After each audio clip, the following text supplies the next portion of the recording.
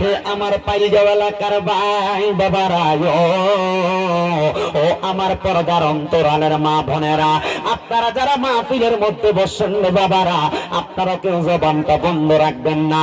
আপনারা বলেন, আমরা সবার জীবনে গুনাহ আছে না নাই? মোহাব্বতের আওয়াজে কন্যা বাবা, গুনাহ আছে না নাই? আল্লাহর কসম করে বলি রে বাবা, আমি শামীম বেদার গুনাহ যদি আপনারা পাইগাঁওয়ের মানুষ দেখতেন, আমার কোনোদিন আপনারা মাহফিলে দাওয়াত করে আনতেন না। আল্লাহর দরবারে লাখ লাখ শুকরিয়া, আমার আল্লাহ তাআলা আমার গুনাহগুলা গোপন করে রাখছে। ও বন্ধু, ও দাড়ি পাকা মুরব্বী বাবারা, একটা বার চিন্তা করে দেখেন, আপনার জীবনের গুনাহ যদি আপনার সন্তান দেখতো, আপনারে বাবা কইয়া ডাকতো না। এ যুবক ভাইয়েরা, একবার চিন্তা করে দেখো, তোমার জীবনের গুনাহ যদি তোমার মা বাপ দেখতো, তোমার সন্তান কইয়া পরিচয় দিত না। আল্লাহ, তুমি আমরার গুনাহগুলা গোপন রাখছো, গোপনে গোপনে আমরার গুনাহগুলা মাফ করে দিও। আমরা ওই আল্লাহ তাআলার একটু ইসমে জাতের জিকিরের মাধ্যমে স্মরণ করব, যেন আমার আল্লাহ তাআলা আপনার আমার জীবনের গুনাহগুলা মাফ করে দেয়। আসেন আমরা সবাই একসাথে আল্লাহ তাআলার ইসমে জাতের একটু জিকির করে মুহাব্বতের আওয়াজে চক্ষুটা বন্ধ করে দিয়ে আমার আল্লাহকে ডাকবেন, যেন আমার আল্লাহ তাআলা আপনার আমার জীবনের গুনাহগুলা মাফ করে দেয়। মুহাব্বতের সাথে আল্লাহ তাআলার জিকির করতে কোনো অসুবিধা হবে না তো বাবারা। যেমন ভাবে একটা লোহার মধ্যে ঝংকার পড়লে কামারের দোকানের মধ্যে নিলে ওই লোহাটারে আগুনের মধ্যে পানির মধ্যে চুবায় দেওয়ার কারণে আগুনের মধ্যে পোড়াত দিয়া এটা রাস্তে বাড়ি দিলে লোহার ঝংকার গুলা ঝুইরা ঝুইরা পইরা যায়। আপনি আমি যদি আল্লাহ তাআলার ইসমে জাতের জিকির করে আমরার কলবের মধ্যে যে ময়লাগুলা আছে, ওই কলবের ময়লাগুলা আল্লাহ তাআলার জিকিরের মাধ্যমে জোরে জোরে পড়ে যাবে। আসেন বাবারা, একটু মুহাব্বতে আল্লাহ তাআলার ইসমে জাতের জিকির করি। আল্লাহ আল্লাহ আল্লাহ আল্লাহ আল্লাহ আল্লাহ আল্লাহ আল্লাহ আল্লাহ আল্লাহ আল্লাহ আল্লাহ আল্লাহ আল্লাহ দম দম জফর নাগা আল্লাহ আল্লাহ দম দম মারহাবা আল্লাহ আল্লাহ দম দম জফর নাগা আল্লাহ আল্লাহ দম দম মাশাআল্লাহ আল্লাহ আল্লাহ আল্লাহ আল্লাহ কো শুনাই আল্লাহ আল্লাহ আল্লাহ আল্লাহ আল্লাহ গমের উপর বাড়িঘর গম চাপিলে সবই বর, গমের উপর বাড়িঘর গম চাপিলে সবই বর, গমে গমে তালাশ নরকে আছে পবন মারহাবা আল্লাহ আল্লাহ গমে গমে মাশাআল্লাহ আল্লাহ আল্লাহ। কিংবা তোমার বইনু ভাই সঙ্গের সাথী কেহ নাই, কিংবা তোমার বইনু ভাই সঙ্গের সাথী কেহ নাই, পরকালে যাইবার বেলা কাউরে পাইবা না। মারহাবা আল্লাহ আল্লাহ গমে গমে মারহাবা আল্লাহ আল্লাহ। ও মাই বাগি দিলাইয়া সেই কার দিকে চাইও রে, মুর্শিদ বাগি দিলাইয়া সেই কার দিকে চাইও রে।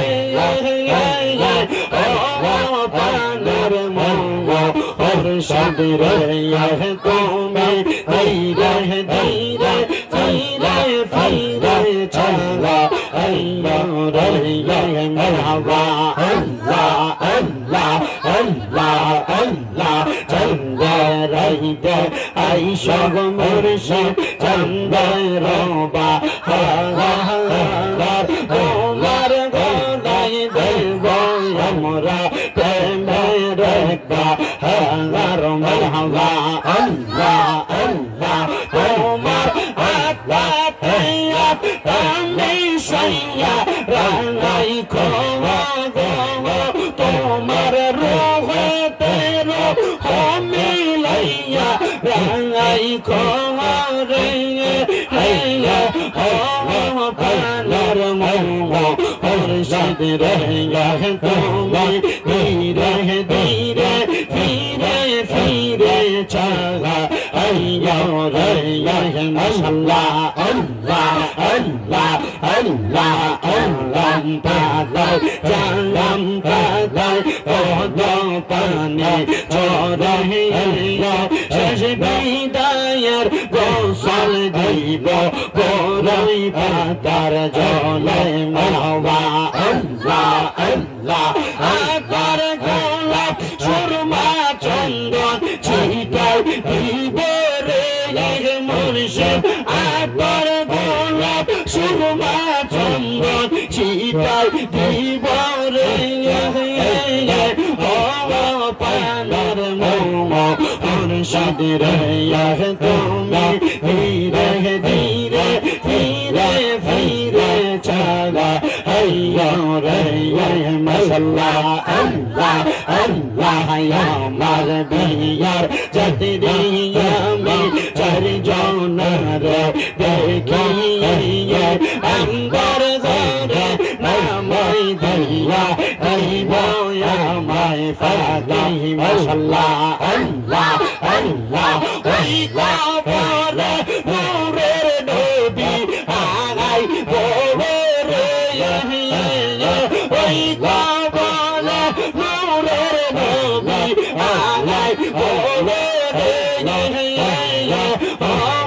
পানার মোমো মুর্শিদ রে তুমি ধীরে ধীরে ধীরে ধীরে চালা হাইয়া রে মাশাআল্লাহ আল্লাহ আল্লাহ আল্লাহ আল্লাহ আল্লাহ আল্লাহ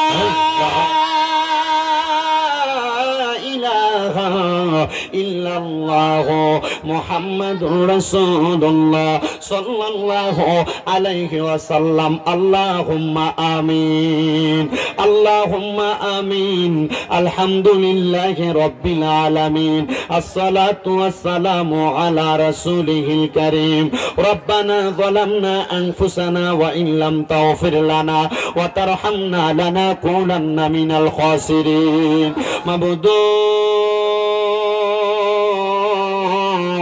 ও দয়াল আল্লাহ আপনি কি আসমানে না জমিনে না পাহাড়ে না দরিয়ায় রে আল্লাহ এই গত জীবনে আপনার কত তালাশ করলাম সন্ধান পাইলাম না আল্লাহ বহু সন্ধানের পরে এই সুনামগঞ্জ জেলার অন্তর্গত জগন্নাথপুর থানাধীন পাইগাঁও কদরপাড়া ইসলামী সুন্নি যুব সংঘের উদ্যোগে তৃতীয়তম বাৎসরিক ওয়াজ দোয়ার মাহফিল সাজাইয়া এই এলাকার আলেম সমাজ বিশেষ করে তলেবুল এলেম তাহফাজুল কোরআন আমার ছাত্র ভাইয়েরা বিশেষ করে দাড়ি পাকা মুরব্বী বাবারা যুবক নওজোয়ান ভাইয়েরা ছোট্ট ছোট্ট মাসুম বাচ্চারা পর্দার অন্তরালের আমার কত মা বোনেরা আপনি আল্লাহর দরবারে মাপ পাওয়ার আশায় গুনাহগার কাঙ্গালের বেশে দুই কানে হাত বাড়াইছে আল্লাহ যার হাতটা তোমার কাছে মায়া লাগে পছন্দ হয়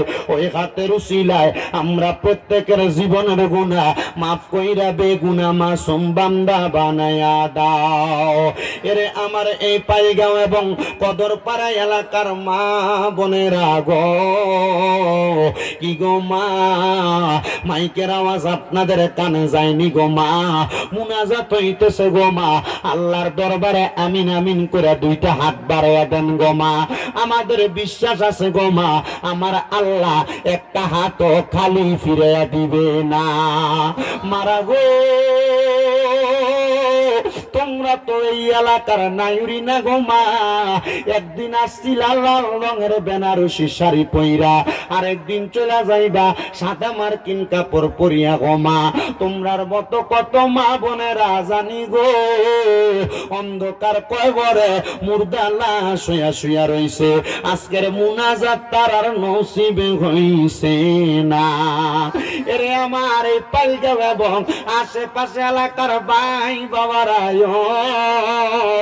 কিরে ভাই দুনিয়ার রং তামাশা কাজকর্ম তোমার বন্ধ হইছে নি রে ভাই মুনাজাত হইতেছে রে ভাই আমার আল্লাহর দরবারে আমিন আমিন করে দুইটা হাত বাড়াইয়া দেও রে ভাই আমাদের বিশ্বাস আছে রে ভাই আমার আল্লাহ তাআলা একটা হাতও খালি ফিরাইয়া দিবে না বাইরা রে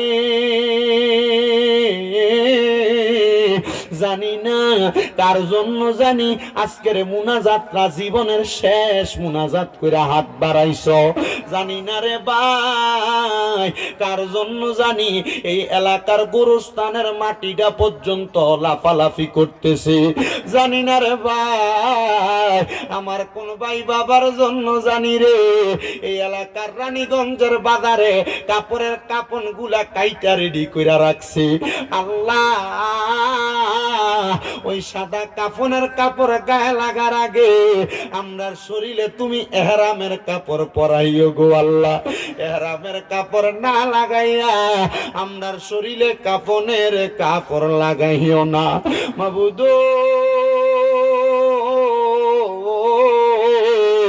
আজকের মুনাজাতে কে জানি হাত বাড়াইছে, কার জানি জগতের মধ্যে বাবা নাই। হায়রে বাবা, যেই বাবারে বাবা কইয়া ডাকলে কলিজার আগুন পর্যন্ত ঠান্ডা হইয়া যায়, যেই বাবা রিক্সা চালাইয়া মাটি কাইটা নৌকা চালাইয়া নিজের রক্তরে পানি বানাইয়া রোদের মধ্যে পুইরা আব্বাজান নিজের সন্তানরে মানুষের মতো মানুষ বানাইয়া আজকে বাবাই অন্ধকার কবর দেশের বাসিন্দা হইয়া শুয়ে রইছে, এমন আব্বা যাদের অন্ধকার কবরের আল্লাহ আব্বার কবর তুমি আল্লাহ জান্নাতের বাগান বানাইয়া দাও। ভালোবাসি তোমায় বাবা, বুকটা যে যাইছি রে, তোমার কথা হৃদয় মাঝে পড়ছে বারে বারে। বাবা গো হো বাবা, বাবা গো হো বাবা আল্লাহ। আজকের মাহফিলে কোন এতিম জানি হাত বানাইছে, কার জানি জগতের মধ্যে এমন বাবা নাই, বাবা জান অন্ধকার কবরে। ওয়াজ শেষ করে বাড়িতে যাইব, সবার মুখ দেখবো কিন্তু ওই আব্বা জানের মুখ দেখতো না, এমন আব্বা যাদের কবরে রে আল্লাহ আব্বার কবরটারে তুমি জান্নাতের বাগান বানাইয়া দাও। মনিব কে জানি হাত বাড়াইছে, কার জানি জগতের মধ্যে মা নাই রে মা। হায় রে মা, যেই মা রে মা কুয়া ডাকলে কলিজার আগুন পর্যন্ত ঠান্ডা হইয়া যায়, যেই মায়ের দিকে নেক নজরে তাকাইলে কবুল হজরে তাওয়া বইয়া যায়। কে জানি আজকে মাহফিলটার মধ্যে হাত বাড়াইছে, তার এমন জনম দুঃখী মা অন্ধকার কবরে। আল্লাহ এমন মা যাদের কবরে, যেই মা 10 মাস 10 দিন গর্ভে ধারণ কইরা সন্তানের প্রসব বেদনা সহ্য করতে মার বড় কষ্ট হইবে, নিজে না খায়া সন্তানরে খাওয়াইতে, এখন সন্তান লাখ লাখ হাজার হাজার টাকার মালিক, কিন্তু মারে 500 টাকা দিয়া কিনে একটা কাপড় পরাইতে পারে না। ওই মা দুঃখিনী অন্ধকার কবরে। এমন মা যাদের কবরে রে আল্লাহ আমার কবরটার জান্নাতের বাগান বানিয়ে দাও। ও আল্লাহ, কে জানি হাত বাড়াইছে, মাও নাই বাবাও নাই, জনমের মতো এতিম রে আল্লাহ। যাদের মা বাবা 2 জন কবরে, আম্মা আব্বা 2 জনের কবর নাজাতের ফয়সালা করো। যাদের মা বাবা বেঁচে আছে হায়াতে তৈয়বা নসিব করে দাও, আম্মা আব্বার খেদমত করার তৌফিক দান করো। যাদের আম্মা আব্বা অসুস্থ পরিপূর্ণ সুস্থতা নসিব করে দাও রাব্বুল আলামিন। আজকে পাইগাঁও কদর পাড়া ইসলামী সুন্নি যুব সংঘের মাহফিলে যারা টাকা দিয়া, পয়সা দিয়া, শ্রম দিয়া, বুদ্ধি দিয়া, পরামর্শ দিয়া, মাইক দিয়া, লাইট দিয়া, প্যান্ডেল দিয়া, মিডিয়ার বাইরা সহ সম্মানিত আমার শ্রোতা মণ্ডলীরা, পর্দার অন্তরালের মা বোনেরা, আল্লাহ প্রত্যেকের দোয়া তুমি কবুল আর মঞ্জুর করে নাও। এই মাহফিল আগামী বছর হয়, আল্লাহ কিয়ামতের আগ পর্যন্ত কবুল মঞ্জুর করে নাও। অনেক প্রবাসী ভাইরা বিদেশ থেকে দোয়া চায়, আল্লাহ আমার প্রবাসীদের খাস দোয়া তুমি কবুল মঞ্জুর করে নাও। প্রবাসীদের মনের নেক নেক আশাগুলো পূরণ করো, কামাই রুজি হায়াতের মধ্যে ইমানে আমলে বরকত দান করো। আল্লাহ যারা এই মাহফিলে বসেছে প্রথম থেকে শেষ পর্যন্ত বয়ানগুলো শ্রবণ করে আমলে জিন্দেগিতে বাস্তবায়ন করার মতো তৌফিক দান করে দাও। মরণ দিবা দুঃখ নাই, তবে বেঈমান বানিয়ে মরণ দিয়েন না। মরণের আগে বারবার মক্কা মদিনা তাওয়াফ জিয়ারত নসিব করায়া আখিরি জবানে মধুর কালেমা পড়ায়া দিয়েন লা ইলাহা ইল্লাল্লাহ মুহাম্মাদুর রাসূলুল্লাহ সাল্লাল্লাহু আলাইহি ওয়াসাল্লাম। একটা জবানও কেউ বন্ধ রাখবেন না, জবানটা ছেড়ে দিয়ে উচ্চ কণ্ঠে বলেন, মুনাজাত করে দোয়া চাইলাম একজনের কাছে, তিনি কে? আর একটু মোহাব্বতের আওয়াজে ওনাকে ডাকবেন আল্লাহ। আমার পাইলগাঁওয়ের বাবারা রে, আমি আর ডাইনে বামে ভাত মাল লাগে বইয়ের সাথে, এরপর আবার কইতেছে এখন এসে ঠিক করতো, ঠিক এটাও ঠিক, এটাও ঠিক। আমার বাবাজিরা বন্ধুরা, এই জান্নাতের বাগানে বসছেন আল্লাহ তাআলা শুকরিয়া আদায় করার জন্য। এবার আপনারা বলেন, এই মাহফিলে বৈশা আল্লাহ তাআলার শুকরিয়া আদায় করলে আমার আল্লাহ তাআলা খুশি না বেজার? ওই আল্লাহ তাআলার প্রশংসা, আল্লাহ তাআলার শুকরিয়া আল্লাহ তাআলার দরবারে আদায় করা মাহফিল কমিটি আমাকে সাবজেক্ট দিয়েছে নবীর শানের উপরে একটু বয়ান করার জন্য। আমি জানি না আপনাদেরকে নিয়ে নবীর শানের কি বয়ান করব, তবে আমি আপনাদের কাছে নবীর শানের, আমি আমার 2 চোখ দিয়া 3 মাস আগে যেই শান দেখাচ্ছি ওই শানের বয়ান করতে চাই। আপনারা বলেন বাবারা, আমরা সবাই নবীর শানের এই চাক্ষুষ বাস্তব প্রমাণ শুনতে চাই কি চাই না? এ মুসলমান, মাত্র 3 মাস হয় আমি নবীজির রওজা মুবারক জিয়ারত করে আসছি মদিনা শরীফ। ওই মদিনা শরীফ বড় বরকতওয়ালা জায়গা, ওই মদিনা শরীফ বড় বরকতওয়ালা জায়গা। ওই মদিনা শরীফ কেমন বরকতওয়ালা জায়গা জানো? তুমি তোমার পাইলগাঁওয়ের মসজিদের ভিতরে 2 রাকাত নামাজ পড়লে 2 রাকাতের সওয়াব পাইবা। তুমি তোমার পাইলগাঁওয়ের মসজিদের ভিতরে 1 ওয়াক্ত নামাজ পড়লে 1 ওয়াক্তের সওয়াব পাইবা। কিন্তু মদিনা শরীফ এমন বরকতের জায়গা, আমার নবী কয় মদিনা শরীফের ভিতরে 1 ওয়াক্ত নামাজ পড়লে 50,000 ওয়াক্তের সওয়াব পাইবা। এই মুসলমান, ওই মদিনা শরীফের মধ্যে যাইয়া আমি যখন প্রথম দিন ফজরের নামাজের সময় আমার নবীজির রওজা মুবারকের মধ্যে আমি সালাম দিতে ঢুকতেছি, আমি ফজরের নামাজের জামাতটা একবারে মসজিদে নববীর ভিতরে পড়তে পারি নাই, মসজিদ নববীর একবারে বাহিরে পড়ছি, যেখানে আমার নবীর রওজা মুবারক হযরতে আবু বকর সিদ্দিক গেট আছে, ওই গেটের বরাবর একবারে পেছনের অংশে আমি দাঁড়ায় দাঁড়ায় নামাজটা পড়লাম।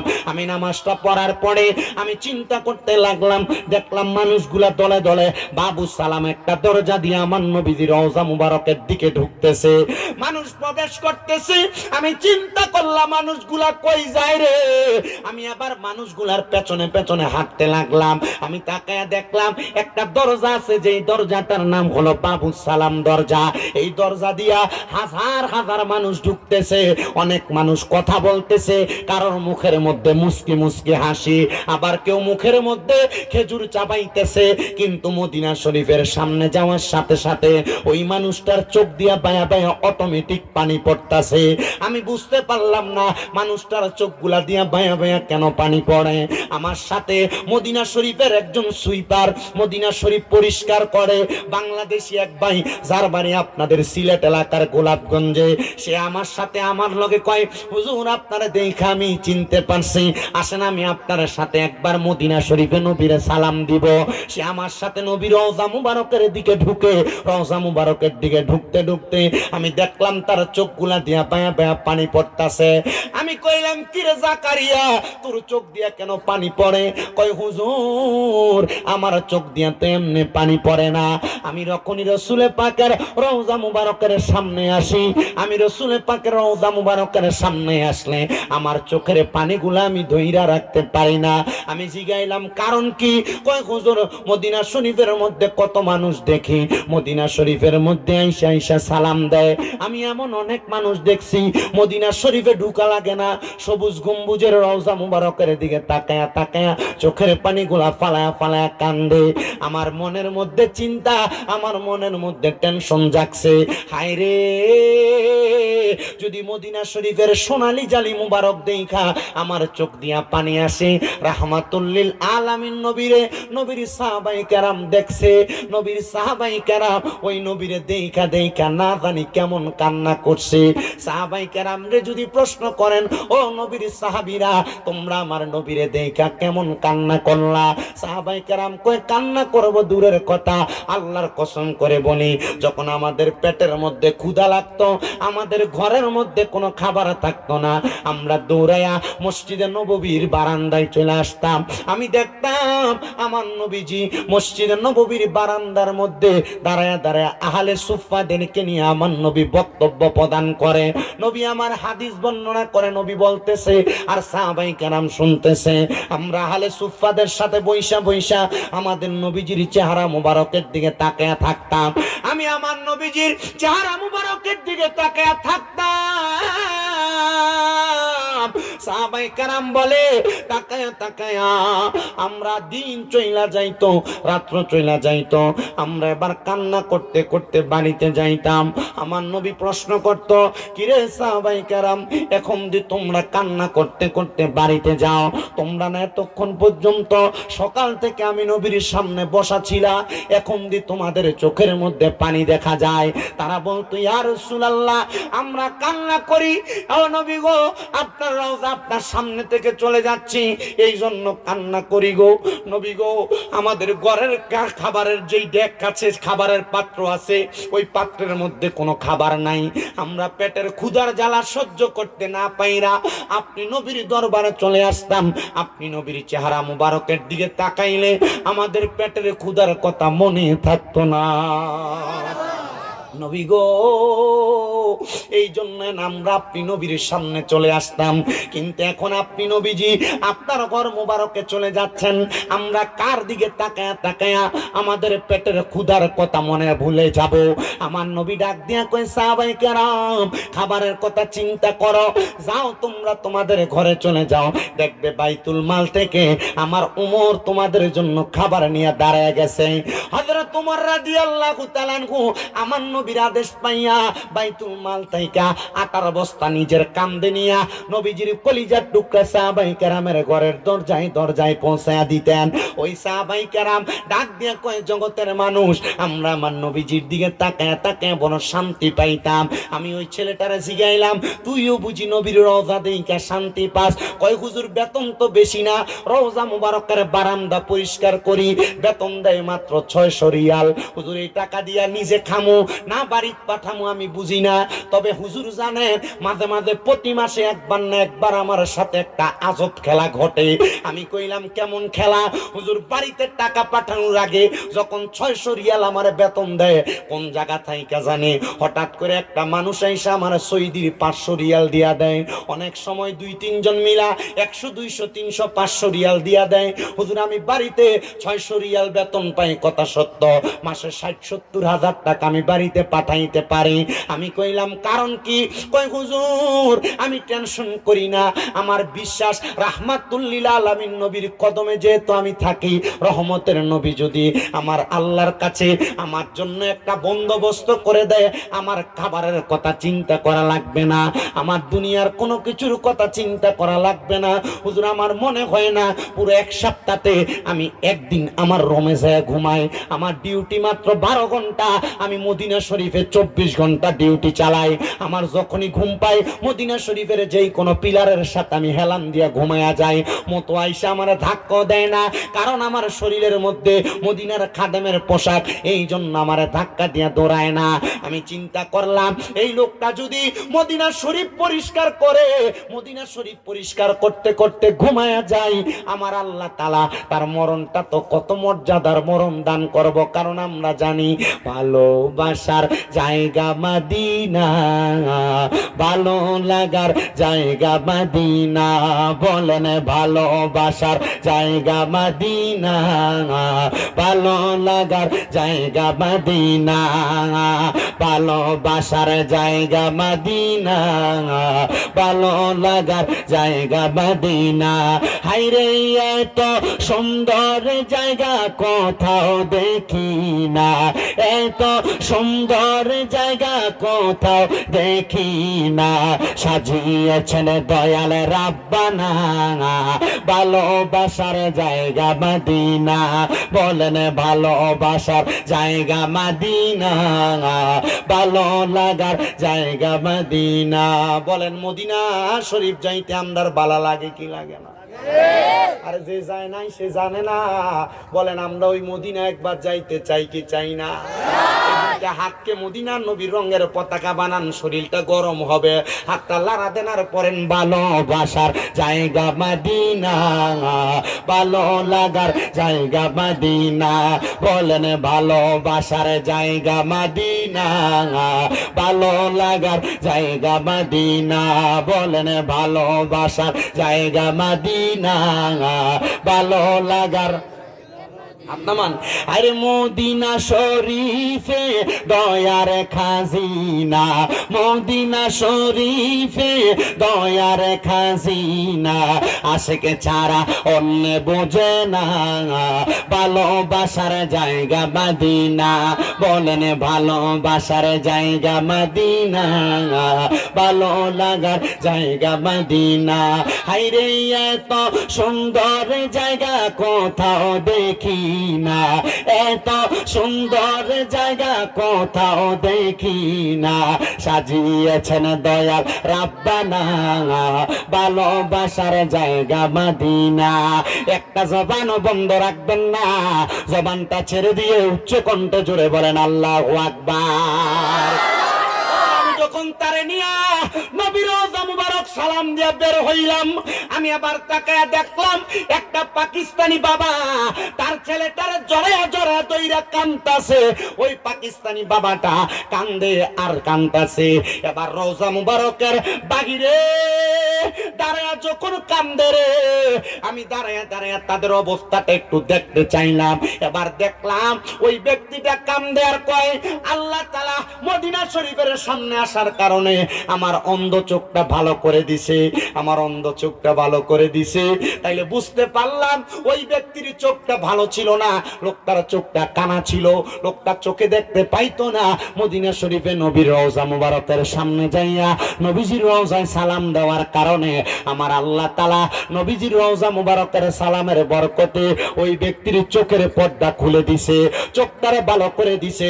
মনে রাখবেন মুসলমান, আল্লাহর নবীর হাদিস বর্ণনা শুধু চোখ খোলা না, ইন্তেকালের পরে দুনিয়া থেকে কেউ যদি একবার নবীর রওজা মুবারক সালাম দিয়া মারা যায়, আল্লাহর নবী কয় মান যারা কবরি ওয়াজাবাত লাহু শাফাআতি ইয়াউমাল কিয়ামা।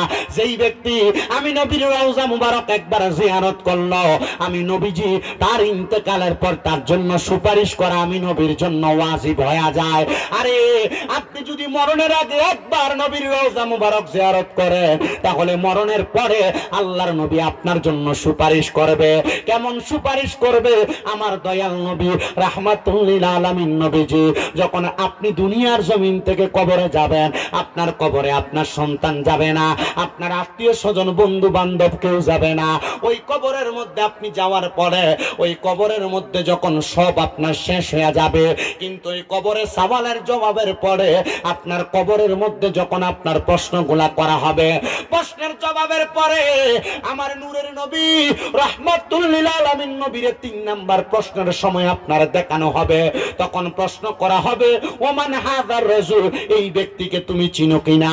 আমার নবীকে যখন আপনার সামনে আনা হবে, আপনি যদি নবীজির উম্মত দাবি করেন আর যদি আপনার জীবনটারে নবীর সুন্নাত দিয়ে আপনি সাজায়া ইন্তেকাল করতে পারেন, মুসলমান মনে রাখবেন ইন্তেকাল করার পর আপনি নবীকে চিনা লাগবে না, আপনার সুন্নতের আমল দেখা নবী বলবে আয় আয় আমার উম্মত, আমি নবীর কুল মুবারকে আয়।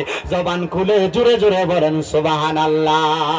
ও নাই কোন বন্ধু গো, নাই দরদি নাই কঠিন দিনে আমার নবীজি বিনে। রোজ হাসরের কঠিন দিনে রাব্বুল আলামিন ওয়াহিদুল কাহার হইয়া সাজিবেন হাকিম।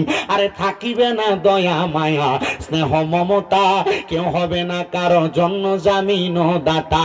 হায় হায় হাহাকারে পইরা যাবে ধনী, পিপাসায় ফাটিবে সাটি মগজ গলে পানি। ওরে কান্দিয়া জমি হইবে যত আদম সন্তান আদম নবীর কাছে যাইয়া চাইবে এহসান। সেদিন আদম নবী বলবে নফসি নফসি, আমি কি সুপারিশ করতে পারি গো? তোমরা এই মুহূর্তে চইলা যাও না আখেরি নবীর দরবারে, কঠিন দিনে আমার নূর নবী বিনে, কঠিন দিনে আমার নবীজি বিনে। হে আমার পালগাওয়ার বাবা, ও সুন্নি মুসলমান, আমরা সুন্নিদের একটা দোষ আছে রে, আমরা সুন্নিরা শুধু নবী নবী করি। এটার কারণ হইল কি জানো? কারণ আমার নবীজি দুনিয়ার জমিনে আসার আগ থেকে যখন আমার আল্লাহ তাআলা আমার নবীর আলমে আরো হাতে বানাইছে, তখন থেকে আমার নবীজি দুনিয়াতে আসার আগ পর্যন্ত, দুনিয়াতে আসার পরে আমার নবী দুনিয়া থেকে রওজা মুবারকে যাওয়ার পরে নবীজি এখনো পর্যন্ত বর্তমান থাইকা উম্মতের জন্য উম্মতি উম্মতি বলে কান্দে। আর যেই নবী উম্মতি উম্মতি বলে কান্দে, ওই উম্মত তো নবী নবী করে কান্দে, এটাই স্বাভাবিক অবস্থা। আমার দয়াল নবী রহমাতুল লিল আলামিন নবী শুধু উম্মতি উম্মতি বলে কান্দে না, হাসরের ময়দানের কথা আপনারা সবাই শুনেছেন পাইলগাঁওয়ের মানুষ। ওই হাসরের ময়দানে এমন একটা অবস্থা হবে তামার চাইতে গরম হবে। আবার কেউ কেউ বলেন আমার নবীর বর্ণনা, হাসরের ময়দানে ঘাম এমন থাকবে ঘামের সাগরের মধ্যে মানুষ সাঁতার কাটবে। কিন্তু এই হাসরের ময়দানে মানুষ যখন হাহাকারের মধ্যে পড়ে যাবে, আমার নবী বলে আমি নবী পশ্চিম দিক থেকে হাসরের ময়দানে দৌড়ে দৌড়ে আগমন করব। আমি আগমন কইরা দেখব রে আমার উম্মতেরা ইতিমের মতো পুরা হাসরের ময়দানে দাঁড়ানো। নবী আমার কয় মা মারা যাওয়ার পরে, বাবা মারা যাওয়ার পরে একটা সন্তানের চেহারার ভিতরে এতিম এতিম একটা ভাব যেমন দেখা যায়, আমি নবী তাকে দেখব পুরা হাসরের ময়দানে আমার উম্মত গুলা এমন এতিম এতিমের মতো দাঁড়ায় রইছে। কিন্তু আমি দয়াল নবী রহমাতুল লিল আলামিন নবীজি যখন হাসরের ময়দানে যাইব, ওই হাসরের ময়দানে আমি দয়াল নবী আল্লাহ তাআলার কুদরতি কদমের মধ্যে একটা সাজদা দিব। আমি নবী সাজদা ততক্ষণ পর্যন্ত দিয়া রাখবো। তিরমিজি শরীফের একটা হাদিস শরীফ পড়তে গিয়া দেখলাম আমার নবীজি সাজদার মধ্যে পড়ে থাকবে, আর আমার আল্লাহ তাআলা জিবরাইলকে বলবে রে জিবরাইল আমার বন্ধুকে বলো না আমার বন্ধু যেন সাজদা থেকে মাথা মোবারক উঠান। আর আমার নবী বলবে না আল্লাহ আমি নবীজির গুনাহগার উম্মত গুলা এখনো পর্যন্ত জাহান্নামের মধ্যে, আমার উম্মতকে জাহান্নাম থেকে জান্নাতে না দিলে আমি নবী মাথা মোবারক উঠাবো না। আমার নূরের নবী রাহমাতুল লিল আলামিন নবীজি মাথা মোবারক উঠাইবেন না। জিবরাইল আবার বলবে নবী আমার আল্লাহ তাআলা আপনার অর্ধেক উম্মতকে maaf করে দিয়েছে, আমার নবী তো কোনো মাথা মোবারক উঠাইবেন না। এবার জিবরাইল বলবে নবী গো আপনার অর্ধেকের পরে আমার আল্লাহ তাআলা আপনার সব উম্মতকে maaf করে দিয়েছে, কিন্তু আমার নবী তখনও মাথা মোবারক উঠাবেন না। আমার নবীজিকে জিবরাইল বলবে ইয়া রাসূলুল্লাহ উম্মতকে তো maaf করে দেওয়া হয়েছে, তারপরেও কেন আপনি নবী মাথা মোবারক উঠান না? আমার নবী বলবে রে জিবরাইল আমার উম্মতকে maaf করা হয়েছে, এখনো পর্যন্ত জান্নাতের মধ্যে দেওয়া হয় নাই। আমার নবী বলবে তখন নবীজির একটা উপাধি দেওয়া হবে শাফাআতি লি আহলিল কাবাইর মিন উম্মতি। আমার নবীজির উম্মতের ভিতরে কবিরা গুনাহ করনেওয়ালা উম্মতদেরকেও আমার নবী সুপারিশ করে করে জান্নাতে নিয়ে যাবে। হায়রে বন্ধু আপনি কোন নবীর উম্মত, ওই নবী আপনার জন্য কেমন সুপারিশ করবে একটু চিন্তা করে দেখেন। আমার নবীজি তখন বলবে জিবরাইল আমার আল্লাহ তো আমি নবীর উম্মতকে জান্নাতি বানায় নাই, maaf করছি। এবার আল্লাহ আদেশ দিবে নবী ও মায়ার নবী আপনি মাথা মুবারক উঠান গো নবী। আমার নবী মাথা মুবারক উঠাইয়া এবার আমার নবীজির অনুমতি যখন আল্লাহ তাআলার কাছ থেকে পাবেন, নবী আমার ঠিক জান্নাতের যেই দরজা, জান্নাতের দরজা বরাবর যে আমার নবী দাঁড়াইবেন। আদম থেকে ঈসা নবী পর্যন্ত সকল নবীদের একটা সিরিয়াল থাকবে, আর প্রত্যেক নবীদের ডান হাত বরাবর সকল নবীদের উম্মতের একটা একটা সিরিয়াল থাকবে।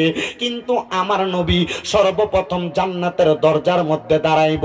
আউয়ালু মাইয়াত্রাউ বাবাল জান্নাহ, সর্বপ্রথম জান্নাতের দরজা আমাদের নবী খুলবে। আদম নবীরে যদি আল্লাহ আগে পাঠাইছে, ঈসা নবীরে আগে পাঠাইছে, নূহ নবীরে আগে পাঠাইছে, দাউদ নবী, ইব্রাহিম নবী, অন্য সব নবীরে আগে পাঠাইছে, কিন্তু তিরমিজি শরীফের হাদিস বলে আউয়ালু মাইয়াত্রাউ বাবাল জান্নাহ, সর্বপ্রথম জান্নাতের দরজাটা আমাদের নবী যায় খুলবে। কেমনে খুলবে শুনেন, মুসনাদে আহমদে এই হাদিসের আলোকে আরেকটা হাদিস লেখা। আমার নবী কয়, আমি নবী জান্নাতের দরজায় যাব, আর জান্নাতের দরজার ফেরেশতা আমারে প্রশ্ন করবে, মান আনতা, আরে আপনি কে? আমি নবীরে প্রশ্ন করবে। সব ফেরেশতা যদিও আমি নবীরে চিনে, কিন্তু এই ফেরেশতার কাছে আল্লাহ তাআলা আমি নবীর পরিচয় গোপন রাখছে। ওই ফেরেশতা আমি নবীকে যখন বলবে, মান আনতা, আপনি কে? আমি নবী বলবো, আনা মুহাম্মাদুর রাসূলুল্লাহ সাল্লাল্লাহু আলাইহি ওয়াসাল্লাম। আমি এই পরিচয় দেওয়ার সাথে সাথে এই ফেরেশতা বলবে, আনা আলাম, আমি আপনার সম্পর্কে জানি। এবার ফেরেশতা দরজাটা খুলে দিবে।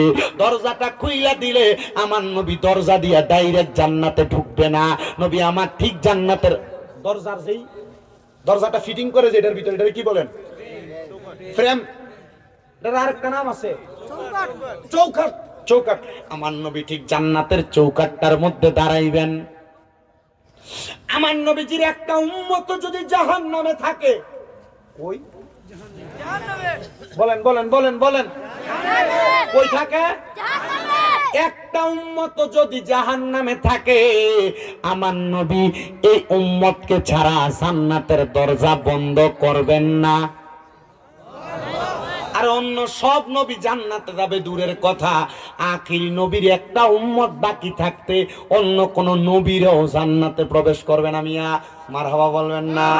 আমরা কেমন নবীর উম্মত, আমরা কেমন নবীর উম্মত, যেই নবীজির নাম রাখিলেন আল্লাহ স্বয়ং। মারহাবা বলবেন না? আরে যেই নবীজির নাম রাখিলেন আল্লাহ স্বয়ং রব। আমরা কেমন নবীর উম্মত, আমরা কেমন নবীর উম্মত, যেই নবীজির নাম রাখিলেন আল্লাহ স্বয়ং রব। যেই নবী না বানাইলে কিছু হইতো না, আর কুরসি লৌহ কলম সৃষ্টি করত না, আল্লাহ সৃষ্টি করত না। সেই নবীজি কামলিওয়ালা, সেই নবীজি কামলিওয়ালা, কান্দেন মদিনা বলেন, সেই নবীজি কামলিওয়ালা আছেন মদিনা।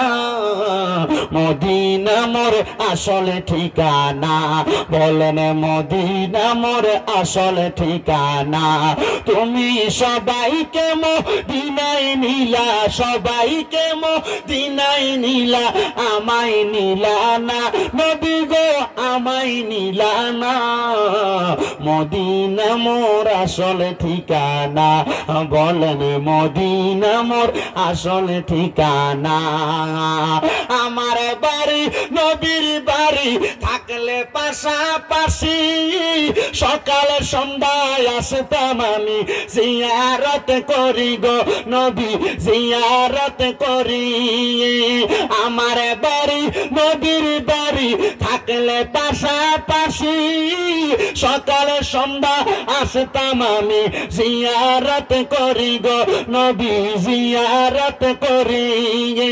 দেখবি যদি দয়াল নবী যা তুই মদিনা, বলেন দেখিবি যদি মায়ার নবী যা তুই মদিনা, মদিনা মোর আসল ঠিকানা, বলেন মদিনা মোর আসল ঠিকানা।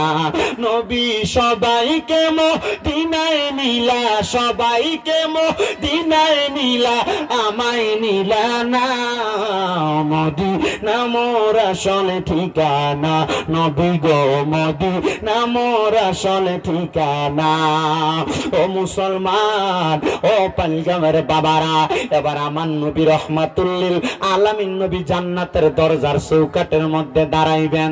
আমার নবীর সব উম্মত জান্নাতে প্রবেশ করবেন, তখন আমার নবী জান্নাতের দরজা বন্ধ করবেন। এরপরে আদম নবী থেকে ঈসা নবী পর্যন্ত যত নবী আছে সব নবীদের সিরিয়াল আসবে, কিন্তু আমরা এমন একটা নবীর উম্মত, ওই নবী যখন জান্নাতের বর্ণনা দেয়, আমার নবীর কাছে অন্যান্য ধর্মের মানুষ এসে ইসলাম ধর্ম গ্রহণ করে। এমন ভাবে ইসলাম ধর্ম গ্রহণ করতে আসছে নবীজির প্রখ্যাত হাদিস বিশারদ হযরত আবু হুরায়রা রাদিয়াল্লাহু তাআলা আনহু। ওনার নাম আপনারা শুনেন নাই, আমার মনে হয় এখানে এমন কোন মানুষ নাই। হযরত আবু হুরায়রা আয়েশা ডাক দিয়া কয়, ইয়া রাসূলুল্লাহ, ইয়া হাবিবাল্লাহ, নবী গো, আমার মনটা চাই আপনি যেই জান্নাতের কথা বলতেছেন ওই জান্নাতের পাগল হইয়া আপনি নবীর কাছে ইসলাম ধর্ম গ্রহণ করার জন্য। আমার নবীকে আবু হুরায়রা, আয় আয় আয়, আমি নবী তোমার ইসলাম ধর্ম গ্রহণ করে দেই। আমার নবী আবু হুরায়রার ইসলাম ধর্ম গ্রহণ করে দিছে। আবু হুরায়রা কই, জগতের মানুষ, ও দুনিয়ার মানুষ, আমি যখন ইসলামটা গ্রহণ করলাম আমার পরিবারের কোনো মানুষ ইসলাম ধর্ম গ্রহণ করে নাই। সব মানুষগুলা আমি আবু হুরায়রার প্রতি রাগান্বিত হয়ে গেছে। আমি আবু হুরায়রা ইসলাম ধর্মটা গ্রহণ কইরা যখন আমার বাড়ির দিকে যাই, আমি বাড়ির দরজার মধ্যে যাইয়া আমার মারে সালাম দেই, আসসালামু আলাইকুম ওয়া রাহমাতুল্লাহ। অন্যদিন আমার মা, আমি আবু হুরায়রার জন্য দরজার মধ্যে বইসা থাকতো, কিন্তু আমার মা জননীরে আমি ঘরের দরজায় যাইয়া সালাম দেওয়ার সাথে সাথে আমার মা জননী আমি আবু হুরায়রার জন্য ঘরের দরজাটা বন্ধ করে দিছে। আমি আবু হুরায়রা মনে বড় কষ্ট পাইলাম, কিরে আমার মা জননী আমি আবু হুরায়রারে বুঝি এখন আর দেখতে পারে না। কেমন ধর্ম গ্রহণ করলাম, এই ধর্মের কারণে আমার মা আমি আবু হুরায়রার অস্বীকৃতি জানাইলো। যারে যা, ও জগতের মানুষ, আমার মা যদি আমারে বুইলা যায়, আমি মরার পরে তো আমার কবরে আমার মা যাবে না, আমি মরার পরে তো আমার কবরে আমার মা আমারে বাঁচাইবে না।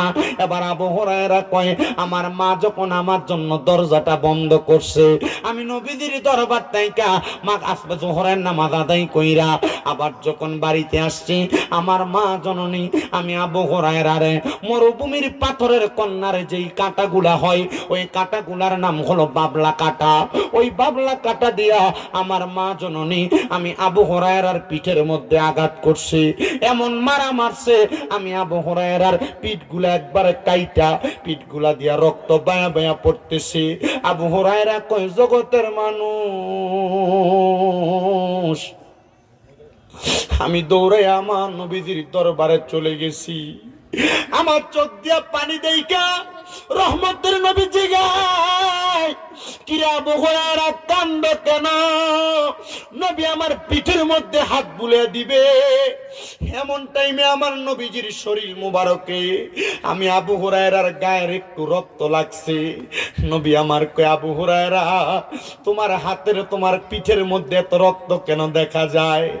আমি বললাম, ইয়া রাসূলুল্লাহ, ইসলাম ধর্ম গ্রহণ করার কারণে, আপনি নবীর হাতে হাত রাখার কারণে আমার মা আমি আবু হুরায়রারে মারছে, আঘাত করছে, আমার পিঠে দিয়ে আমার আম্মা জানের মাইরের আঘাতের রক্তগুলা বায়া বায়া পড়ে। আমার নবী দোয়া করে, আল্লাহ, আবু হুরায়রা ইসলামের জন্য এত কষ্ট সহ্য করে তুমি আমার আবু হুরায়রারে কবুল করো। এমন কবুল করছে, এমন কবুল করছে। দেখেন ইমাম সাহেবরা মসজিদে যখন খুতবা পড়ে দেখবেন খালি আন আবি হুরায়রা রাদিয়াল্লাহু তাআলা আনহু বইলা বইলা বারবার পড়ে। এমনে এমনে না, নবীজির প্রখ্যাত হাদিস বিশারদের মধ্যে আবু হুরায়রা একজন প্রখ্যাত হাদিস বিশারদ। আমার নবীজির বরকত বরকতে আবু হুরায়রা দুনিয়ার জমিনের ভিতরে এত সম্প্রচারিত হয়ে গেছে। এবার আবু হুরায়রা প্রত্যেক দিন বাড়িতে গেলে তার মা তারে আঘাত করে। আবু হুরায়রা কয় আমার মা আমারে মারে, কিন্তু আমি আবু হুরায়রার কাছে কষ্ট লাগে না, কারণ আমি জানি ইসলামের জন্য বিন্দু পরিমাণে আঘাত যদিও সহ্য করা হয়, এটা জান্নাতের ভিতরে এটা মজা হিসেবে আল্লাহ তাআলা আমারে দান করবে। জোরে জোরে বলেন সুবহানাল্লাহ। আমার মুসলমান, এ নবীর উম্মতের দল, ও পাইলগাঁওয়ের বাবা, এ আমার এই সুনামগঞ্জের জগন্নাথপুরের বাবারা, একটু মনোযোগ দিয়া শুনেন গো বাবারা। আবু হুরায়রা প্রত্যেক দিন আঘাত পায়, কিন্তু একদিন আবু হুরায়রা আমার নবীজির দরবারে কান্না করতে করতে হাজির হয়ে গেছে। নবীজির ভরা মজলিসে সাহাবায়ে কেরাম সামনে এসে আবু হুরায়রা বসতে। আমার নবী কয় আবু হুরায়রা, আজকে বুঝি তোমার মা তোমারে মারছে, তোমার মায়ের মাইরের আঘাত সহ্য করতে না পাইরা কাঁদতে কাঁদতে আমি নবীর সামনে আইসা বসছ। আবু হুরায়রা কই ইয়া রাসূলুল্লাহ, ওয়াল্লাহি বিল্লাহি তাল্লাহ, আল্লাহর কসম তিনবার করে বলি গো নবীজি, আমার মা আমারে মারছে, আমি আবু হুরায়রা এই জন্য কান্না করি না। নবী গো, আমি কান্না করি, আপনি নবী কত মানুষের জন্য কত দোয়া করেন। নবী গো, আমার মাডা যে ইসলাম ধর্ম গ্রহণ করে না, আপনি নবী দি আমার মাডার লেগে একটু দোয়া করেন না। কিরে আবু হুরায়রা, মা দি তোমারে মারে আর তুমি দি তোমার মার লাগা দোয়া চাও। আবু হুরায়রা কয় নবী গো, যেমনই হোক না কেন এটা তো আমার মা। নবী গো, আল্লাহর কোরআন না বলে কু আনফুসাকুম ওয়া আহলিকুম নারা, তুমি নিজে জাহান্নামের আগুন থেকে বাঁচো, তোমার আহালকে জাহান্নামের আগুন থেকে বাঁচাও। নবী গো, আমি এই কষ্ট পাওয়ার কারণে, ইসলাম গ্রহণ করার কারণে আমি জান্নাতে মজা বক্ষণ করব, আরাম পাইব, আর আমার মা যেই মা আমারে জন্ম দিছে এই মা কষ্ট পাবে। আমি আবু হুরায়রা এটা সহ্য করতে পারি না। নবী আমার বিশ্বাস, আপনি নবী দোয়া করলে আমার মাটা মনে হয় ইসলামের ছায়াতলে চলে আসবে। আবু হুরায়রার মায়ের জন্য আমার নবীজি আল্লাহর কাছে হাত বাড়িয়ে দিছে, আল্লাহ তুমি আবু হুরায়রার মার হেদায়েত দান করো। নবী এই দোয়া করতে দেরি, উপস্থিত সাহাবায়ে কেরামের অভাব নাই। আবু হুরায়রা নবীর সামনে বসা, নবী দোয়া করার সাথে সাথে আবু হুরায়রা নবীর সামনে থেকে উঠে একটা দৌড় মারছে। মারহাবা কোন মারহাবা।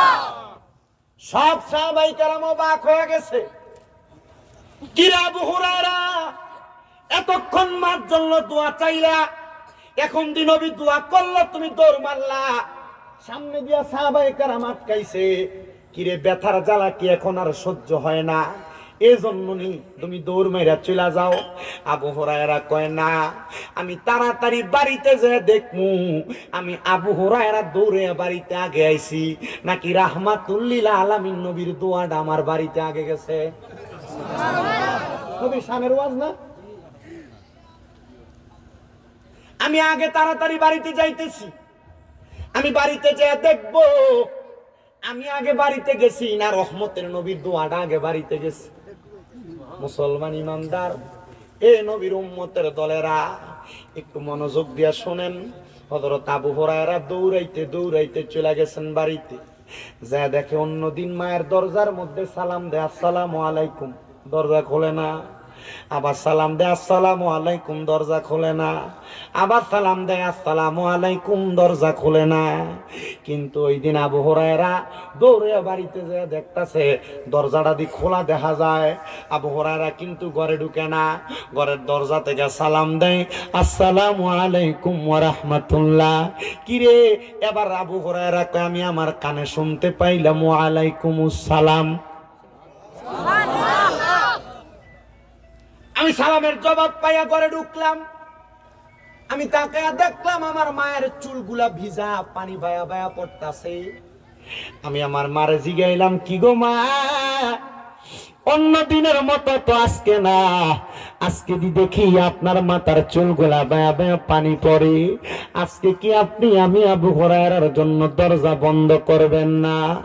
আবু হুরায়রার মা ডাক দিয়া কয়, আবু হুরায়রা, প্রত্যেক দিন যে আমি মা তোমারে মারি, তুমি আবু হুরায়রা মাইরগুলা সহ্য করো, আজকে তোমারে মারার পরে আমার বিবেক ক্লারা দিছে রে।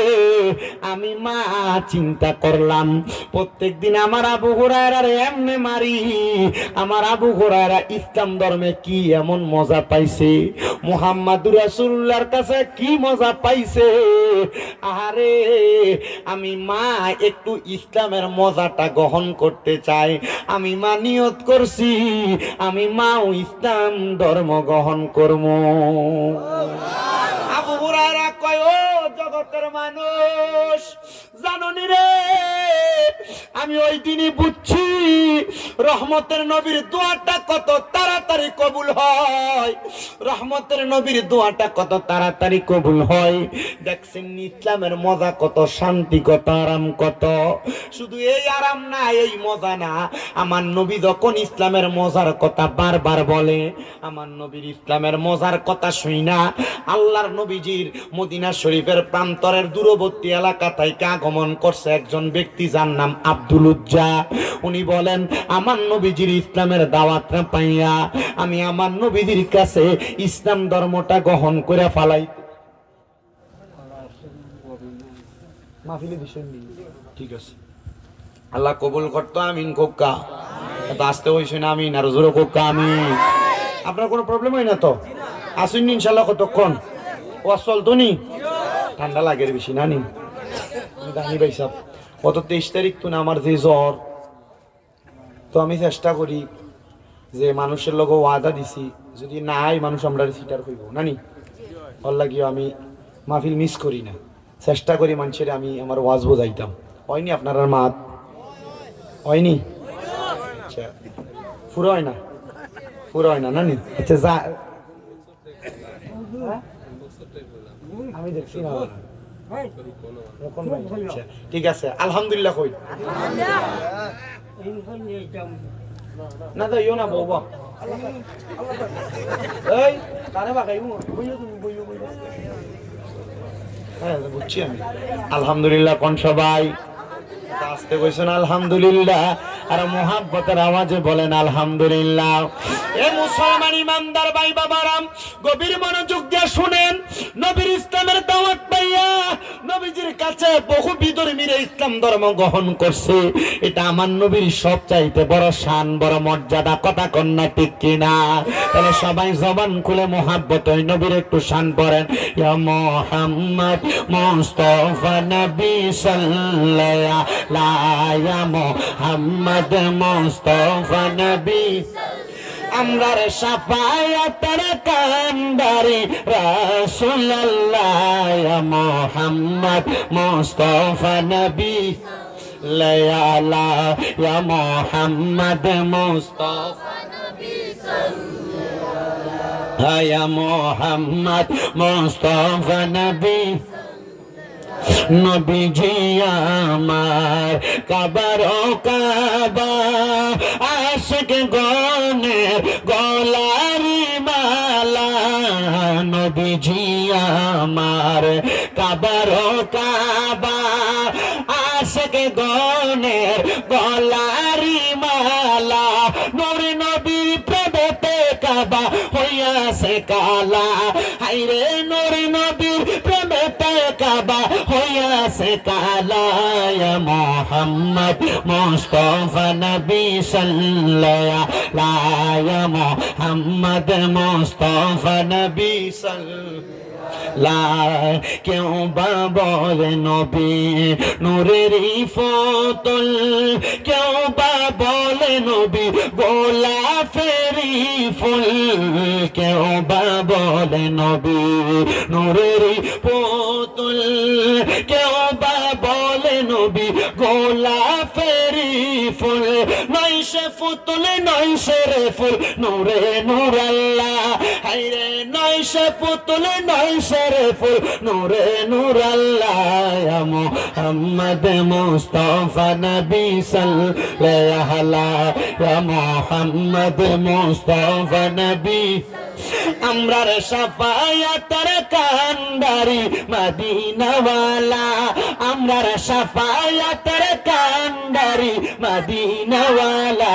ইয়া মুহাম্মদ মুস্তাফা নবী সাল্লাল্লাহু আলাইহি, ইয়া মুহাম্মদ মুস্তাফা নবী। তাহলে আমার নবীর ইসলামের দাওয়াত পাইয়া ইহুদিরা যদি ইসলাম ধর্মের ছায়া তলে আইসা তারা যদি জান্নাতি হইতে পারে, আমরা যারা ইসলামের ছায়া তলে জন্মগ্রহণ করছি, আমরা নবীর আদর্শ মাইনা যদি দুনিয়াতে চলাফেরা করে, আপনারা বলে আমার আল্লাহ তাআলা আমাদেরকে জান্নাত দিতে পারে কি পারে না? হযরত আব্দুল উজ্জা আমার নবীর আয়েশা ডাক দিয়া কই, ইয়া রাসূলুল্লাহ, ও মায়ার নবী গো, আপনি আমার ইসলাম ধর্ম কবুল করে দেন। আব্দুল উজ্জা ইসলাম কবুল কইরা বাড়ির মধ্যে যাইয়া লক্ষ্য করে দেখে আব্দুল উজ্জার আব্বা জান লাত এবং উজ্জার পূজা করতেছে।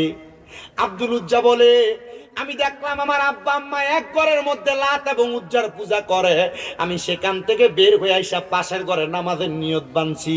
আমার আব্বা জান আমার সামনে আইয়াই কইতেছে, রাম রাম রাম রাম, দেখছস নি পোলা কি করে, তার বাপ দাদার ধর্ম ইসলাম ধর্ম, আর এই পোলা দিয়ে এখন অন্য তার বাপ দাদার ধর্ম সনাতনী ধর্ম, আর এই পোলা আইসা আমরার কাছে ইসলাম ধর্মের নামাজ আদায় করে। আব্দুল উজ্জার বাবা ডাক দিয়া কয়, কি রে আব্দুল উজ্জা, তুই বুঝি তোর বাপ দাদার ধর্মটারে মিটিয়ে দেওয়ার জন্য তুই ইসলাম ধর্ম গ্রহণ করছো? আব্দুল উজ্জা কয়, বাবা আপনি কি জানেন না, ইন্নাদ দীনা ইনদাল্লাহিল ইসলাম, নিশ্চয় শান্তির ধর্ম ইসলাম, পরিপূর্ণ জীবন ব্যবস্থা ইসলাম। ওগো আব্বা জান, আমি এই জন্য ইসলাম ধর্মটা গ্রহণ করেছি। হযরতে আব্দুল উজ্জা নামক ওই ব্যক্তিটা পরবর্তীতে কেমন ঘটনা হয়েছে শেষ করে আমি বয়ানটা আপনাদের কাছে টানবো। হযরত আব্দুল উজ্জা নামক ওই ব্যক্তি বাবারে প্রশ্ন করে, বাবা আপনি বলেন, আপনি আপনার বাপ দাদার যেই ধর্মের মধ্যে আছেন, এই ধর্মের মানুষগুলা মারা যাওয়ার পরে তাদেরকে জীবিত অবস্থায় লাকড়ির উপরে শোয়ায়া শরীরের মধ্যে আগুন দেওয়া হয়, কিন্তু ইসলাম ধর্মের মানুষ যখন মারা যায় তাদেরকে কত সুন্দর গোসল দিয়া কাপন পরায়া সম্মানের সাথে কবরের ভিতরে নামায় দেওয়া হয়। আব্বা এটা তো আমার কাছে বড় ভালো লাগে, এই জন্য আমি ইসলাম ধর্মটা গ্রহণ করেছি। আব্দুল উজ্জার বাবা কয়, তাইলে তুমি আমার ঘরে থাকতে পারবা না। আব্দুল উজ্জা ডাক দিয়া কয়, বাবা আমি জানি ইসলাম ধর্ম গ্রহণ করলে আপনি আমার সন্তানের পরিচয় দিবেন না, এই জন্য আমি যাই নাও ইসলাম ধর্ম গ্রহণ করেছি। আব্দুল উজ্জা ওই আব্বা জানের কথাটা শুই না ঘর থেকে বের হয়ে যাবে, এমন টাইমে আব্দুল উজ্জার বাবা ডাক দিয়া কয়, রে আমার সন্তান শুই না লও, তোমার শরীরের মধ্যে যেই পোশাক দেখা যায় এই পোশাকগুলো তো আমি বাবার টাকায় কিনা, দে দে দে, আমি বাবার টাকার কিনার পোশাকগুলা খুলে খুলে দিয়া দে। আব্দুল উজ্জা বাবার কথা শুই না শরীরের পোশাকগুলা খুইলা দিয়া উলঙ্গ অবস্থায় দৌড়াইয়া মা যেই ঘরের মধ্যে পূজা করে ওই ঘরের মধ্যে দৌড়াইয়া চইলা গেছে।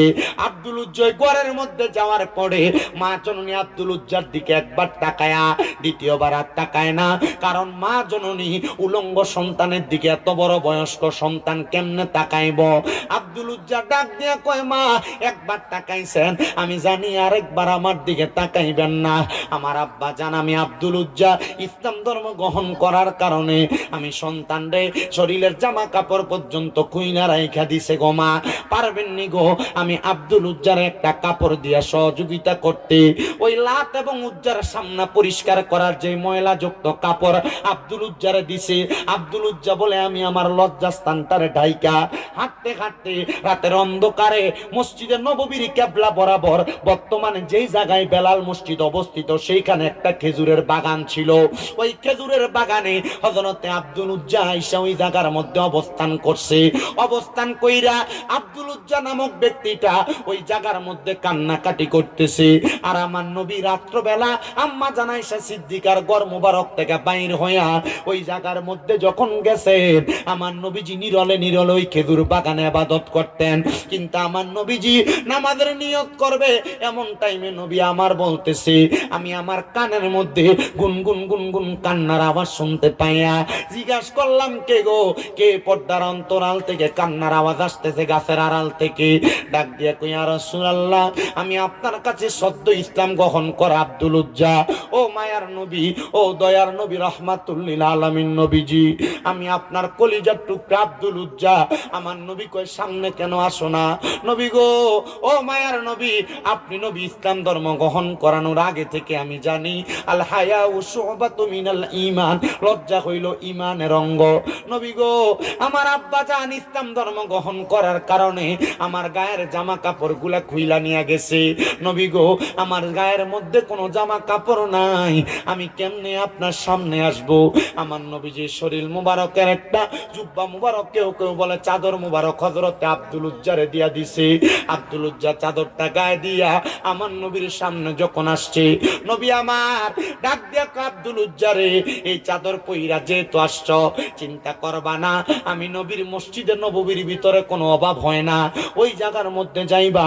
এখনো পর্যন্ত মসজিদে নববীর পাশে, মানে জান্নাতুল বাকি এবং মসজিদে নববীর মাঝ বরাবর বাবে জিব্রাইল একটা দরজা আছে, ওই দরজার পাশে ছোট ছোট বাচ্চারা কোরআন শিক্ষা গ্রহণ করে এবং দরজার পাশে প্রত্যেক ওয়াক্তে খানার টাইমে কিছু কিছু করে খানা দেওয়া হয়। কারণ এই জায়গার মধ্যে মুসাফিররা খানা পায়, এটা আমার নবী আগে বইলা দিয়া গেছে, কিয়ামতের আগ পর্যন্ত এই খানা কোনোদিন বন্ধ হবে না। খাবারের টাইমে কোথা থেকে জানি খাবারগুলা চলে আসে। এই বরকত দিয়েছেন একজন, তিনি কে? উসিলা মুহাম্মাদুর রাসূলুল্লাহ সাল্লাল্লাহু। হযরতে দয়াল নবী বলে, যাও মসজিদে নববীতে। আব্দুল উজ্জা বলে, আমি মসজিদে নববীর মধ্যে প্রবেশ করলাম। সাহাবায়ে কেরাম কয়, কি রে আব্দুল উজ্জা, মসজিদে নববীতে আগমন করছো? নবী তো আব্দুল উজ্জারে ইসলাম গ্রহণ করার পরে নাম রাখছে আব্দুল্লাহ। একটা জুব্বা পেয়ে গেছে নবীর। এবার আমার নবীজির জুব্বা পাইছে, এটা তো সাহাবায়ে কেরাম জানে না। সাহাবায়ে কেরাম কয়, তোমার শরীর থেকে যে রহমতের নবীজির শরীর মুবারকের ঘ্রাণ আসতেছে, বলে আমার শরীরের মধ্যে যেই জুব্বাটা দেখতে পাও, এই জুব্বাটা আমার নবীজির দেওয়া জুব্বা। এই জুব্বা গায়ে দিয়ে আব্দুল উজ্জা হযরতে আব্দুল্লাহ এবার মসজিদে নববীতে ঘোরাফেরা করে। ফজরের নামাজের আযান হয়ে গেছে, সবাই আমার নবীদের পেছনে নামাজ আদায় করলো। ফজরের নামাজের পরে আমার নবী ডাক দেয়, কে আছো রে? সাহাবায়ে কেরাম, খন্দকের ময়দানে যুদ্ধ করতে হবে। সব সাহাবায়ে কেরাম রওনা করেছে। হযরত আব্দুল উজ্জা কয়, লাব্বাইক ইয়া রাসূলুল্লাহ, আমি যুদ্ধ করার জন্য প্রস্তুত। আমার নবী কয়, কি রে, তুমি যুদ্ধ করবা? নতুন মাত্র ইসলাম গ্রহণ করছো, তুমি যদি যুদ্ধের ময়দানে যায় ইন্তেকাল করো কি হবে? আব্দুল উজ্জা কয়, নবী, যখন ইসলাম ধর্ম গ্রহণ করেছি তখনই আমি আমার জীবনটারে আল্লাহর ওয়াস্তে আমি বিলীন করে দিয়েছি ফি সাবিলিল্লাহ। তো এখন আপনি কেন আমার মরণের ভয় দেখান? নবী গো, আমার মনে একটাই মাত্র আশা, আমি যদি এই যুদ্ধে যায় ইন্তেকাল করি, আমি যদি শাহাদাত বরণ করি। আপনি নবী বললেন, আমি মারা যাওয়ার পরে আমার শরীরের মধ্যে যে একটা জুব্বা আছে, আপনি নবী আরেকটা কাপড় দিয়া আমার জামাটা পরাইয়া দিবেন, আর আপনি নবীজি নিজে আমি আব্দুল উজ্জারে আমার কবরে রাইখা দিবেন। আমার নবী কবুল করলেন। যাও রে আব্দুল উজ্জা, যুদ্ধের ময়দানে যাও। ওই যুদ্ধে আব্দুল উজ্জা শহীদ হয়ে গেছে। আমার দয়াল নবী রাহমাতুল লিল আলামিন নবীজি ওই আব্দুল উজ্জার কবরের মধ্যে নাইমা নবীজির শরীর মুবারকের আরেকটা জুব্বা আব্দুল উজ্জারে গায়ে দেয়া নবীজি নিজ হাত মুবারক দিয়ে আব্দুল উজ্জারে তার কবরের মধ্যে শোয়া দিছে। আমার নবী রাহমাতুল লিল আলামিন নবী যখন তার নিজ কবরের মধ্যে শোয়া দেয়, সাহাবায়ে কেরাম কয়, দেখছুনি আব্দুল্লাহ জুলজুব্বাতাইনের জীবন কত ধন্য। আরে নাম তো আব্দুল্লাহ জুলজুব্বাতাইন কেন হইল? কারণ হইল নবীদের দুই জুব্বা পাইছে, এই জন্য সাহাবায়ে কেরাম তার উপাধি দিছে জুব্বাতাইন, মানে দুই জুব্বার মালিক। আর তার জীবন কতই না ধন্য, তার রহমতের নবী নিজ হাত মুবারকে তার কবরে রাখছে। আমার নবী আব্দুল্লাহ জুলজুব্বাতাইন রে তার কবরে রাইখা মাটি দেওয়ার পরে জান্নাতুল বাকির সামনে দাঁড়ায়া দাঁড়ায়া ডাক দিয়ে কয়, ও সাহাবায়ে কেরাম, শুইনা রাখো রে, শুইনা রাখো। আমি তাকে দেখতে বলতেছি এই কবর দুনিয়ার জমিনের ভিতরে সন্ধ্যা হইলে রাত্র গনে আসে, আর আব্দুল উজ্জার কবরে মাটি দেওয়ার সাথে সাথে কবর অন্ধকার হয় নাই, আব্দুল উজ্জার কবরটা আলোকিত হয়ে গেছে। এটা অন্য কোনো কারণে না, আব্দুল উজ্জা ইসলামের ছায়া তলে আইসা আমি নবীর কথাগুলা গ্রহণ করার কারণে। ও আমার পাইলগাঁও এলাকার কদরপাড়া ইসলামী সুন্নি যুব সংঘের ভাইয়েরা, লাখ লাখ টাকা কেন খরচ করো?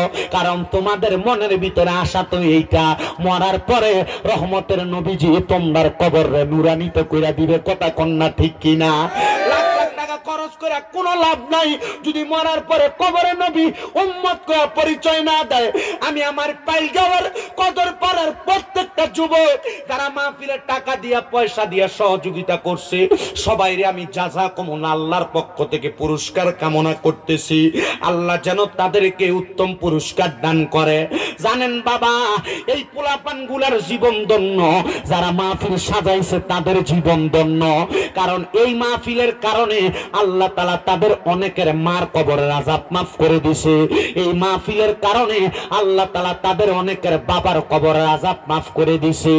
আজকে কত সন্তান এই মাহফিলের ভিতরে বসছে, তাদের মা কবরে, তাদের বাবা কবরে। আমি মুনাজাতে সবার জন্যই দোয়া করছি। আগামীকালকে মাগরিবের নামাজের পরে আপনাদের ওমরপুরে আমার আরেকটা মাহফিল আছে। আমি সব জায়গায় গেলে সব মাহফিল কমিটিদের জন্য সব সময় দোয়া করি। আজকেও দোয়া করব। এই সন্তান, তুমি তোমার মার কবর দিয়া মাহফিলে বসছো, তোমার বাবারে কবর দিয়া মাহফিলে বসছো। তোমার মা বাপ যদি বাইচা থাকতো, ওই মা বাপরে যদি তুমি প্রতিবেলা খানা খাওয়াইতা, চিন্তা করে দেখো মাসে তো তোমার 1-2 হাজার টাকা করে খরচ হইতো। এখন যে মা কবরে, এখন বাবা কবরে, মা বাপরে তুমি একটু খাওয়াইতে পারো না। এ সন্তান, চিন্তা করে দেখো মা বাপ যদি বাইচা থাকতো, মাসে যদি 1000 টাকার ফল কিনা খাওয়াইতা, 12 মাসে 12,000 টাকার ফল কিনা মা বাপরে খাওয়ানো লাগতো। এই সন্তান একবার চিন্তা করে দেখো, মা বাপ যদি বাইচা থাকতো, মা বাবার পেছনে যদি 1000 টাকা করে হাত খরচ দিতে 12 মাসে 12,000 টাকা লাগতো। একটা সন্তান শুধু দাঁড়াইবা ইসলামের জন্য, আল্লাহর ওয়াস্তে মাহফিলে আগামী বছর 10,000 টাকা দান করবা মা বাবার মোহাব্বতে। আজকের মাহফিলের যিনি সম্মানিত প্রধান অতিথি মাওলানা রুহুল আমিন সিদ্দিকী সাহেব, আমি স্টেজে ওঠার আগেই ঘরে বইসা অপেক্ষা করতেছে। আমার কালেকশনের মাছ দিয়েই হুজুর স্টেজে উঠবেন। একজন ছেলে শুধু হাত বাড়াইবেন, হুজুর আমার মা নাই, মা যদি থাকতো আমি আমার মারে খাওয়াইতাম, আমার বাপ যদি থাকতো আমি আমার বাপরে খাওয়াইতাম। ওই মা বাবার মোহাব্বতে আগামী বছর আমি সন্তান এই মাহফিলে 10,000 টাকা দান করব। আছেন নাকি একটা ছেলে প্রবাসী, ধন্য মায়ের ধন্য সন্তান। অনেক সন্তানই হয়তো বসছেন, আপনার মা বাবা আপনার লাখ লাখ টাকার জায়গা জমি দিয়া গেছে। এই জায়গা জমিতে যদি আপনি ভাড়া থাকতেন, প্রতি মাসে যদি 5,000 টাকা করে ভাড়া দিতেন, 12 মাসে 60,000 টাকা ভাড়া দেওয়া লাগতো। একটা সন্তান হাত বাড়াইবা, হুজুর আমার মা